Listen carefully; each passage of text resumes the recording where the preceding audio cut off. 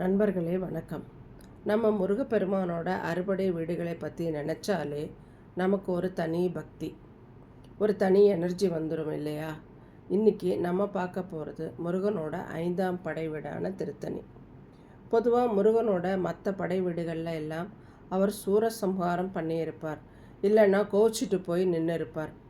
ஆனால் இந்த திருத்தணிக்கு மட்டும் ஒரு தனி ஸ்பெஷாலிட்டி இருக்குது. இது இங்கே முருகப்பெருமான் ரொம்ப கூலாகி மனம் அமைதியோட பேசும் கோபம் எல்லாம் தணிஞ்சு அமர்ந்த இடம். அதனால தான் இங்கு திருத்தணிகை அல்லது திருத்தணின்னு பேர் வந்துச்சு. இன்றைக்கி இந்த வீடியோவில் திருத்தணி முருகனோட வரலாறு, அங்கே இருக்கிற ஆச்சரியமான ரகசியங்கள், அப்புறம் நீங்கள் அங்கே போனால் என்னவெல்லாம் பார்க்கணும்னு எல்லாத்தையும் ரொம்ப சிம்பிளாக தெளிவாக பார்க்க போகிறோம். வீடியோவை ஸ்கிப் பண்ணாமல் முழுசாக பாருங்கள். அப்போ தான் முருகனோட அருள் முழுசாக உங்களுக்கு கிடைக்கும். சரி, இந்த இடத்துக்கு முருகன் ஏன் வந்தார்? அதுக்கு பின்னாடி ஒரு சூப்பரான கதை இருக்குது. திருச்செந்தூரில் சூரபத்மனே வதம் செஞ்சதுக்கு அப்புறம் முருகனுக்கு தேவேந்திரன் தன் மகளை தேவானையை கல்யாணம் பண்ணி வச்சார் இல்லையா? அந்த கல்யாணம் முடிஞ்சதும் முருகனோட கோபம், போர் செஞ்ச களைப்பு எல்லாமே அடங்கின இடம் இந்த திருத்தணிகை மலைதான். அது மட்டும் இல்லைங்க, நம்ம வள்ளி அம்மையை முருகன் காதலித்து கல்யாணம் பண்ணிக்கிட்டதும் இந்த மலையில்தான் சொல்கிறாங்க. வேடர்களோட சண்டை போட்டு வள்ளியை கூட்டிகிட்டு வந்ததுக்கப்புறம் அவங்களோட கோபத்தை தணிஞ்சு சமாதானம் செஞ்ச இடமும் இதுதான். சுருக்கமாக சொல்லணுன்னா முருகருக்கு ஒரு ரிலாக்ஸ் பண்ணிக்கிட்ட இடம் இதுதான். இங்கே ஒரு சுவாரஸ்யமான விஷயம் இருக்குது நண்பர்களே. நீங்கள் மற்ற முருகன் கோயிலுக்கு போனால் சன்னதிக்கு முன்னாடி மயில் வாகனத்தை பார்ப்பீங்க. ஆனால் திருத்தணியில் முருகனுக்கு முன்னாடி மயில் இருக்காது, அதுக்கு பதிலாக யானை வாகனம் இருக்கும். அது ஏன் தெரியுமா? தேவானையை முருகன் கல்யாணம் பண்ணப்போ இந்திரன் தன் ஐராவதம் யானையை சீதனமாக கொடுத்தாராம். அந்த யானை போனதுக்கு அப்புறம் இந்திரனோட ஐஸ்வர்யம் எல்லாமே குறைய ஆரம்பிச்சிருச்சு.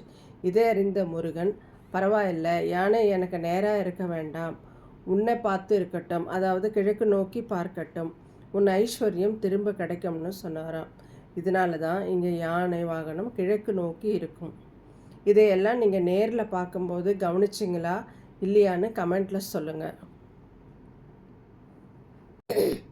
இந்திரன் தன் ஐராவத யானையை முருகனுக்கு கொடுத்து விட்டதால் அவரிடம் இருந்த செல்வமும் தேவேந்திர பதவியின் ஐஸ்வர்யமும் குறையத் தொடங்கியது. இதனால் கவலையடைந்த இந்திரன் முருகனிடம் வந்து முறையிட்டார்.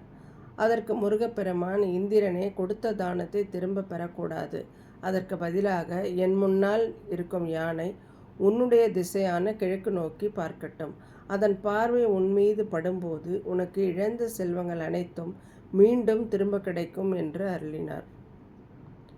அதனால்தான் திருத்தணியில் மட்டும் யானை வாகனம் முருகனை பார்க்காமல் கிழக்கு நோக்கி திரும்பி நிற்கிறது. நண்பர்களே, இங்கே ஒரு முக்கியமான ஆன்மீக ரகசியத்தை சொல்லணும். நம்மில் பல பேர் சுவாமி மலையிலையும் யானை வாகனம் இருக்குது, திருத்தணியிலும் யானை வாகனம் இருக்குது, ரெண்டும் ஒன்று தானே நினச்சிக்கிறோம். ஆனால் ஒரு சின்ன வித்தியாசம் இருக்குங்க. சுவாமி மலையில் யானை முருகனை பார்த்து நேராக நிற்கும். ஆனால் திருத்தணியில் இந்திரனோட சாபம் தீரணுங்கிறதுக்காக யானை வாகனம் முருகனை பார்க்காம கிழக்கு திசை பார்த்து திரும்பி நிற்கும். இந்த கோவில் கருவறைக்கு முன்னாடி நீங்கள் போகும்போது உன்னிப்பாக கவனிச்சிங்கன்னா பார்க்க முடியும். மலையடி வாரத்தில் இருந்து மலைக்கு போக மொத்தம் 365 படிகள் இருக்கும் நண்பர்களே. இது சும்மா சாதாரண படி கிடையாது. ஒரு வருஷத்தோட 365 நாட்களை குறிக்கின்ற படி இது. திருத்தணி படிகளில் கால் வச்சா நம்ம வாழ்க்கையில் இருக்கிற கஷ்டங்கள் எல்லாம் தணிஞ்சிடும்னு ஒரு நம்பிக்கை இருக்குது. இன்னொரு முக்கியமான விஷயம், இங்கே இருக்கிற சரவண பொய்கை திருக்குளம் மலை அடிவாரத்தில் இருக்குது. இதில் குளிச்சுட்டு முருகனை தரிசனம் பண்ணால் ரொம்ப விசேஷம். சரி, மூலவர் சன்னதிக்குள்ளே போனால் அங்கே முருகர் எப்படி இருப்பார் தெரியுமா? வழக்கமாக கையில் வேலோடு இருக்கிற முருகனை பார்த்த நமக்கு இங்கே முருகன் கையில் வேல் இருக்காது. ஏன்னா சூரசம்ஹாரம் முடிஞ்சதுனால அந்த வேலை தூக்கி தூர வச்சுட்டு தன் நெஞ்சில் கையை வச்சு ஞான சக்தியாக சாந்தமாக உட்கார்ந்திருப்பார். அவரோட மார்பில் ஒரு சிறிய வடு கூட இருக்கும். அது வேடன் உருவத்தில் வந்த வள்ளியோட தந்தை நம்பிராஜனோடு போர் செஞ்சப்போ ஏற்பட்ட காயம்னு சொல்கிறாங்க. பார்க்கவே ரொம்ப யதார்த்தமாக இருக்கும்ல. கடைசியாக திருவிழாவை பார்க்கலாம். திருத்தணின்னு சொன்னாலே நமக்கு ஞாபகம் வர்றது ஆடி கிருத்திகை திருவிழா தான். லட்சக்கணக்கான பக்தர்கள் காவடி எடுத்துக்கிட்டு வர்றதை பார்க்கவே கண்கொள்ளா காட்சியாக இருக்கும். அதே போல் டிசம்பர் 31 ஆங்கில புத்தாண்டு அன்னைக்கு இங்கே படித்திருவிழா கொண்டாடுவாங்க. ஒவ்வொரு படிக்கும் பூஜை செஞ்சு கற்பூரம் ஏற்றி திருப்புகழ் பாடி மலையேறுவாங்க. வருஷத்தோட முதல் நாளே முருகனோட தரிசனத்தோடு ஆரம்பிக்கிறது எவ்வளவு பெரிய பாக்கியம். சென்னைக்கு பக்கத்தில் திருவள்ளூர் மாவட்டத்தில் இருக்கிற இந்த திருத்தணிக்கு நீங்கள் இது வரைக்கும் போகலைன்னா கண்டிப்பாக இந்த வாரம் ஒரு பிளான் போடுங்க. மனசில் ஏதாவது கவலை குழப்பம் இருந்தால் இந்த திருத்தணிகை மலைக்கு போய் அந்த முருகனை பார்த்துட்டு வாங்க. உங்கள் கவலையெல்லாம் தணிஞ்சு மனசு நிம்மதியாகும்.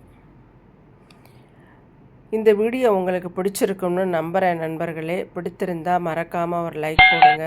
உங்கள் ஃப்ரெண்ட்ஸ் அண்ட் ரிலேட்டிவ்க்கும் ஷேர் பண்ணுங்கள். நம்ம சேனலுக்கு இன்னும் சப்ஸ்கிரைப் பண்ணலைன்னா உடனே சப்ஸ்கிரைப் பண்ணிவிட்டு பக்கத்தில் இருக்க பெல் ஐக்கானையும் கிளிக் பண்ணிக்கோங்க. அடுத்த வீடியோவில் உங்களை சந்திக்கிறேன். அது வரைக்கும் திருத்தணி முருகனுக்கு அரோகரா.